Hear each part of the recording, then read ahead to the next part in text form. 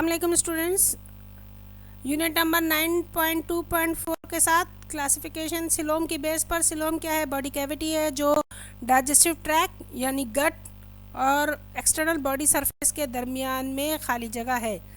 ये उमूमन इसमें पानी या फ्लूइड भरा होता है जिसको सिलोमिक फ्लूइड कहते हैं, और जहाँ पे नहीं होता वहाँ पे टिश्यूज़ भरे होते हैं। तो जहाँ टिश्यू भरे हुए हैं, फिल्ड हैं, जगह खाली नहीं है, उसको हम ऐसे ऑर्गेनिजम्स को हम एसिलोमेट कहते हैं। एग्जांपल्स में हमारे पास फ्लैटवर्म्स हैं, आपकी किताब में दिया हुआ है। देखिए लेबलिंग भी बहुत आसानी से समझ लीजिए। ये एक्सटर्नल बॉडी सरफेस है, ठीक है। बॉडी कवरिंग है जो एक्टोडर्म से बनी, और एंडोडर्म से जो है वो आपके अंदर के डाइजेस्टिव ट्रैक बना, माउथ टू एनस जो भी आपका खाने की नाली है वो बन रही है, ठीक है, वो एंडोडर्म से बनेगी। और इसके दरमियान जो टिश्यूज़ फिल हो गए हैं ये मीजोडर्म से बनते हैं। लेकिन अगर टिश्यूज़ जो हैं वो ना बने तो वो जगह खाली रहती है, तो उसको हम आगे पढ़ते हैं। सूडोसिलोमेट में क्या होता है? इनके एग्जाम्पल्स में राउंड वर्म्स हैं, एस्केलमेंट्स हैं, तो इन या नीमेटोड्स हैं। इनमें क्या है कि जनाब मीजोडर्म जो है, बाहर तो एक्टोडर्म हो गई, अंदर जो गट है वो एंडोडर्म हो गई। अब बीच में जो मीजोडर्म है इसके दरमियान कहीं कहीं पर जगह खाली रह जाती है और इसमें फ्लूइड भर जाता है, सिलोमिक फ्लूइड कहलाता है। लेकिन ये अभी पूरी तरह मुकम्मल नहीं बना हुआ है, इस वजह से इसको हम सूडोसिलोमेट कहते हैं, कच्ची सिलोम के वाले ऑर्गेनिजम्स कहते हैं, ठीक हो।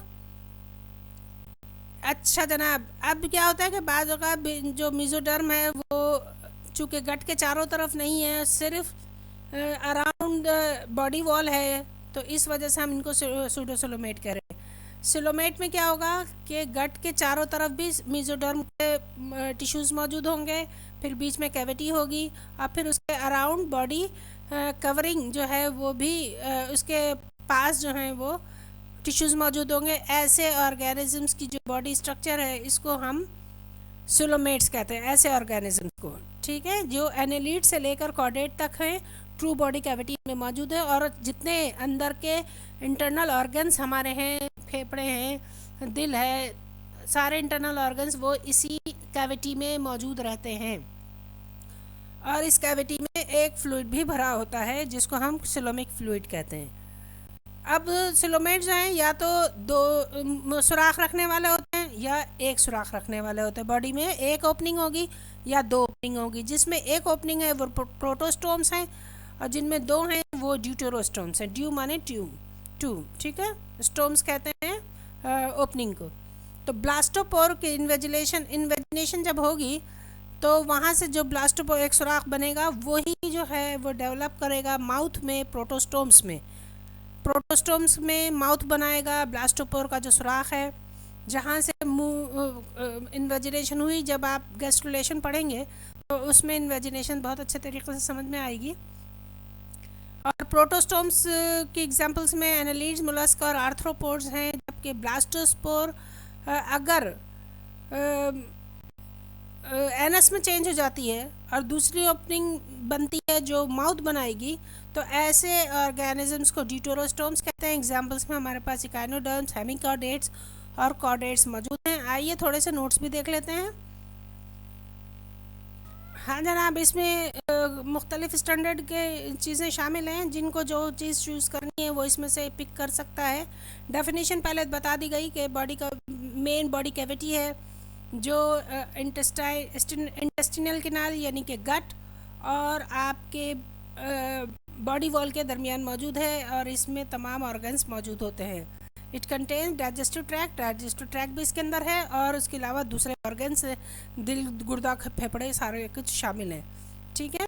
और ये मीजोथेलियम यानी मीजोडर्म के सेल्स से मिलकर बनती है। मोलस्क में भी मौजूद है, लेकिन ये फ़र्क नहीं की जाती है। जो जिनमें फ़र्क ना की जाए उनकी इसी बेसिस पर कि है या नहीं है, 3 कैटेगरीज़ में हम एनिमल्स को क्लासिफाई कर रहे हैं। फॉर्मेशन किस तरह होगी? एम्ब्रियो जब बन रहा होता है तो सिलोम बनना शुरू होती है गैस्ट्रुलेशन स्टेज पर। ये गैस्ट्रुलेशन का जब स्टेप पढ़ेंगे आप तो आप अच्छी तरह से समझ सकेंगे, ठीक है। तो इसकी जो एंडोडर्म है वो आपकी डाइजेस्टिव ट्रैक बना रही है, और डाइजेस्टिव ट्यूब जो है वो उसका एक पाउच जो बनेगा वो आर्केंट्रॉन कहलाएगा। प्रोटोस्टोम्स वो ऑर्गेनिजम्स जो जिनकी सिलोम जो है वो ट्रू नहीं होती, और लेकिन माउथ की ओपनिंग होती है, सिर्फ एनस नहीं होता। इनकी जो सिलोम फॉर्मेशन होती है वो शीजोसिली के ज़रिए होती है। ये उसकी डेफिनेशन है कि सेकेंडरी बॉडी कैविटी सिलोम जो है वो स्प्लिट होकर मेसोडर्म की एम्ब्रियोनिक टिश्यूज़ की लेयर से स्प्लिट होकर जो है वो सिलोम बनाती है।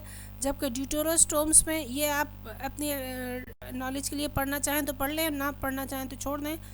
इन ड्यूटेरोस्टोम्स क्या होगा कि ये एंटेरोसिली के ज़रिए होती है। ये ऑब्जेक्टिव्स में आ सकता है, इसलिए मुझे इंक्लूड करना पड़ेगा। तो एंटेरोसिला क्या है कि मेसोडर्म के पाउचेस बनते हैं, ठीक है, और उन पाउचेस के ज़रिए जो है वो ग्रो करके डाइजेस्टिव ट्रैक और वॉल को अलग अलग कर देती हैं, उनके दरमियान में वो ग्रो कर जाती हैं। इसी बेस पर हमारे 3 ऑर्गेनिजम्स आ रहे हैं, सिलोमेट, सूडोसिलोमेट और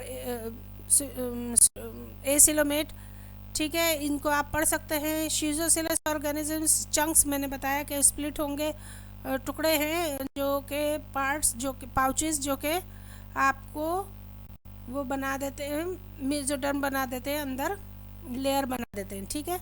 जबकि एंटेरोसिलस ऑर्गेनिजम्स वो जिनमें सिलोम जो बन रही है वो अंदर की मेसोडर्म की लेयर्स के टिश्यूज से बन के मिल के बनती है, ठीक है, और माइग्रेट करते हैं वो सेल्स, काइनोडर्म से लेकर कॉर्डेट तक सारे इसी तरह के ऑर्गेनिज्म। फंक्शंस हम देख लेते हैं सिलोम्स के शॉक एब्जॉर्ब करती है, हाइड्रोस्टैटिक, यानी अंदर चूँकि फ्लूइड भरा हुआ है तो वो आपके स्केलेटल के तौर पर जैसे गुब्बारे में पानी भर दें तो वाटर बॉल जैसे होती है, तो उसको एक स्टिफनेस देती है। तो ये हाइड्रोस्टैटिक स्केलेटन मौजूद है की तरीके से काम करती है, शॉक एब्जॉर्ब्स करती है, आपके बॉडी के इंटरनल ऑर्गन्स को चोट नहीं लगने देती।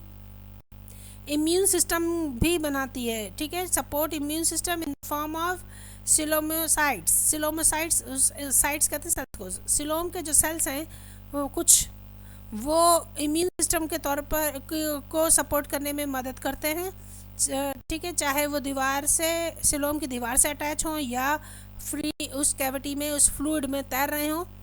ये इम्यून सिस्टम को बढ़ाते हैं, ऑर्गन्स को नुकसान नहीं होने देते। इसके अलावा मसल्स ग्रो कर सकते हैं, बॉडी वॉल से अलग होकर मसल्स ग्रो करते हैं, ऑर्गन्स ग्रो करते हैं।